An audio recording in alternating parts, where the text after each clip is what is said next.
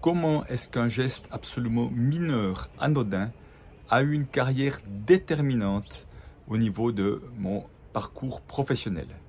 C'est ce que je vais vous décrire dans cette vidéo.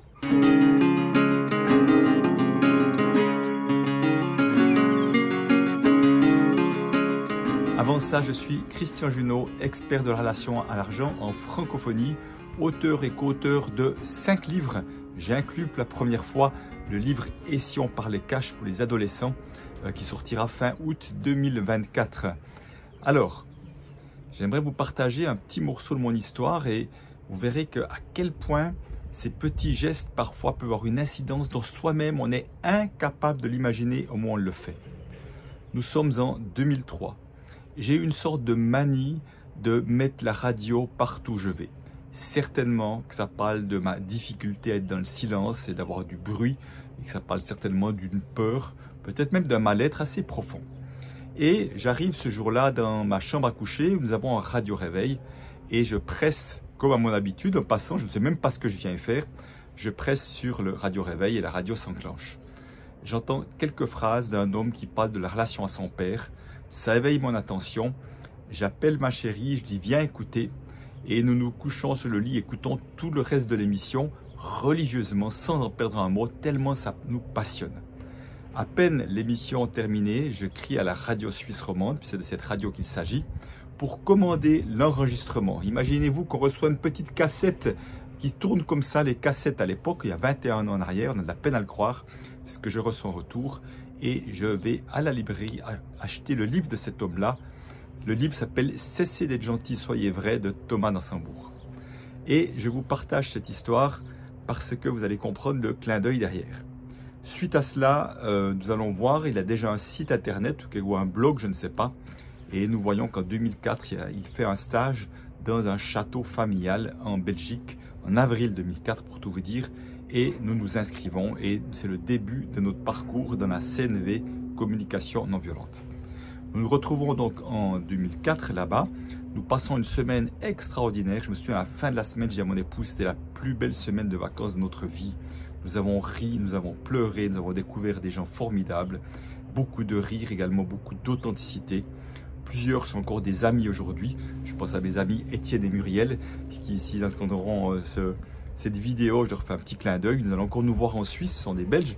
Mais également mon amie Evelyne Faniel, que je vais retrouver des années plus tard et avec qui je vais co-écrire le livre Enfin libre d'être soi-même en 2014, 2015, je pense 2016, on va l'écrire et il sort en 2017.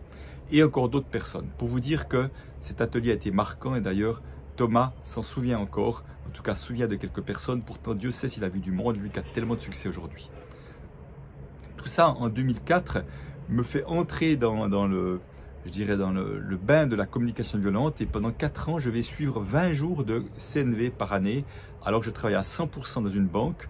Donc ça montrait déjà que j'étais un banquier assez atypique.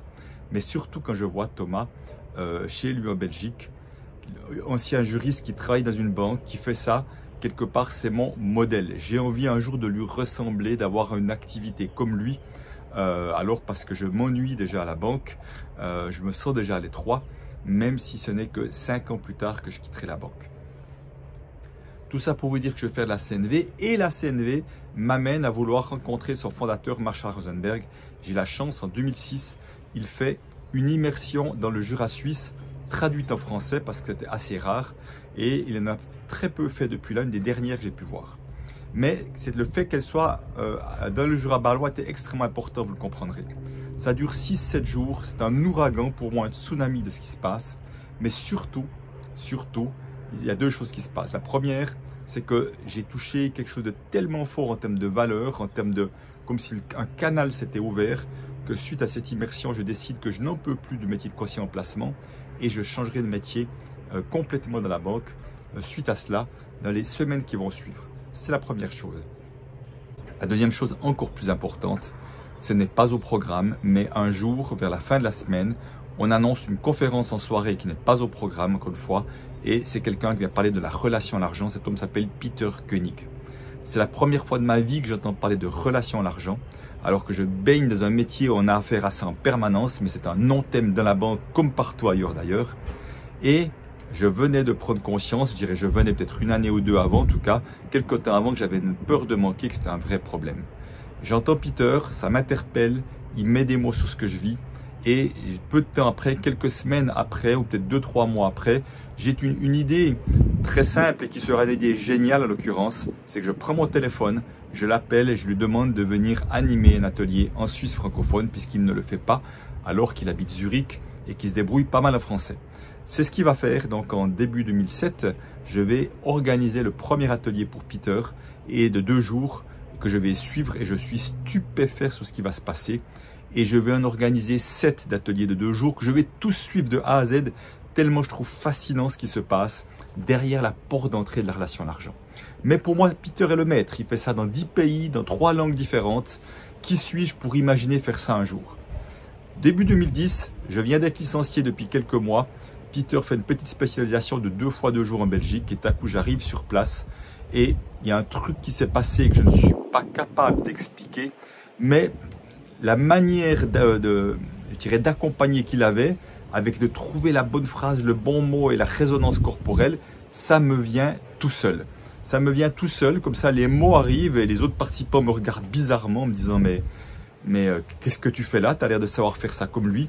Et Peter me dit, c'est bon Christian, tu vas pouvoir le faire toi-même. Bon, outre le complexe de l'imposteur, qui suis-je pour remplacer le maître?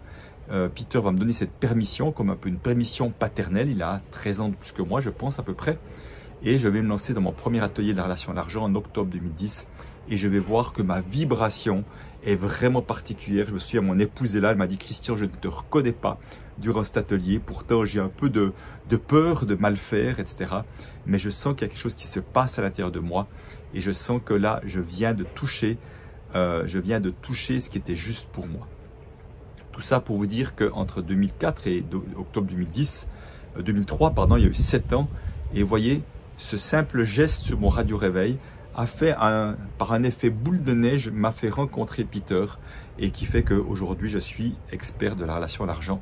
Et comme le dit des fois Peter, son number one dans le monde, semble-t-il celui qui a donné le plus d'expansion à son travail, ce qui me fait énormément plaisir parce que j'ai vraiment envie d'honorer ce que j'ai reçu de sa part.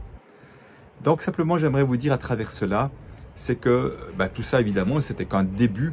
Il m'a fallu quelques années pour me rendre compte que ce que je portais là était une pépite incroyable, qui avait des besoins énormes et qui a moyen de développer beaucoup de choses. De là, j'ai écrit une série de livres, des formations. Je forme du monde également à devenir spécialiste de la relation à l'argent.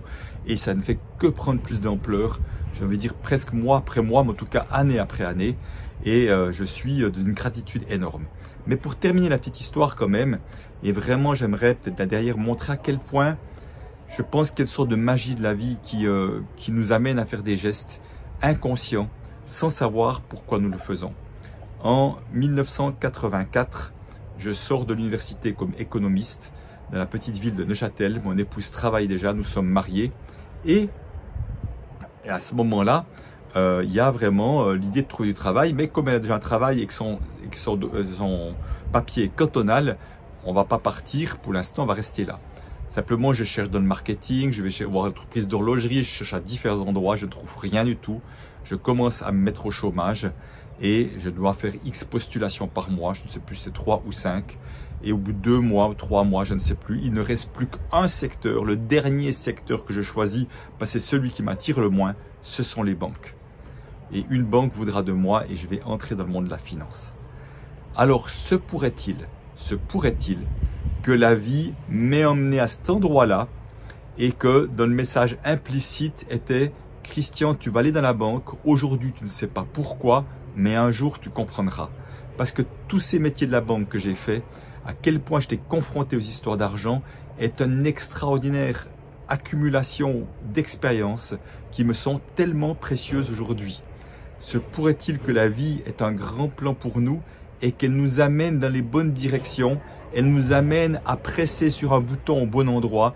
Elle nous amène les bonnes rencontres. Elle nous amène à lever la tête à un endroit pour juste voir la chose que nous avons à voir, pour nous amener là où nous avons à être. Aujourd'hui, je me sens habité par cette mission de remettre plus d'amour dans le monde et qu'à travers le travail de la relation à l'argent, c'est une magnifique porte d'entrée pour cela. Je me sens habité à accompagner les entrepreneurs de cœur à offrir leur meilleur, à réussir, à avoir de la pérennité dans leur projet en améliorant leur relation à l'argent, en ouvrant le canal de l'abondance. Je me sens habité à offrir le cadeau que je porte en moi au monde et de faire en sorte qu'un maximum de personnes le permettent. Et surtout, je me sens habité, et c'est un travail quotidien pour moi, à oser voir grand, parce que malgré un certain succès, il y a encore de la retenue chez moi, je le vois encore. Et je crois vraiment plus profond de nous, de cette période si singulière qu'elle est début juillet 2024, que ce n'est pas en jouant petit, ce n'est pas en se retenant, ce n'est pas en offrant qu'une partie de ce que nous avons, que nous allons changer cette société-là. Nous avons à ouvrir grand, à offrir le meilleur de nous-mêmes, sans retenue, et moi le premier.